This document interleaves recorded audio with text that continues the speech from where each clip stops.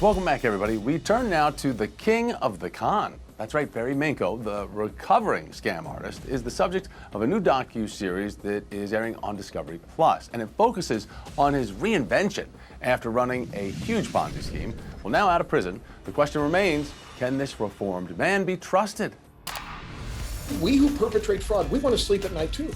We don't want to go to bed and look in the mirror and think, man, I am a crook, I'm a liar and a thief. None of this is real. No, I'm going to make it real. It's going to be okay. Barry Minkow has spent 15 years of his life behind bars for, in simplest terms, lying to every person he's ever met. In 1982, he was considered a whiz kid, running a multi-million-dollar carpet cleaning company called Z-Best at just 16 years old. In 1986, he became the youngest man in history to take a company public on Wall Street, but it was all a farce. There's no real business, no real earnings. You're just shuffling from one investor to use the funds to pay off another. Simply stated, that's a Ponzi scheme. 2 years later, Barry was sent to prison for the first time for defrauding investors and banks. I created this moral compass that made it okay to just get ahead. And when I ran into people in prison, we kind of all had that in common. We all had this cure, this reason that let us sleep at night to justify evil, but it didn't make it any less evil. He was locked up for 7 years. Upon his release, Barry became a pastor at the San Diego Community Bible Church, preaching his story of redemption. He even worked with the U.S. government, sniffing out other fraudsters. You know, a lot of people say, well, Barry found God in prison. No, I didn't. God was never missing. He found me. But Barry was no born-again disciple. He was still the ultimate deceiver.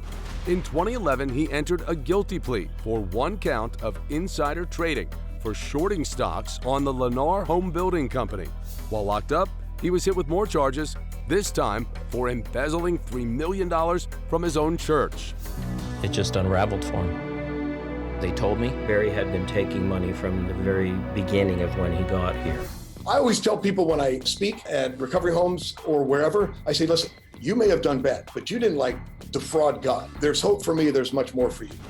In 2019, Barry was released from prison. He now volunteers at a homeless shelter, something his former publicist thinks is actually a PR stunt. I can't believe that Barry is helping the homeless now, you see? He's found a group that the media will target and they will interview Barry. This is just the step of redeeming himself and becoming an idol to somebody in the media once again.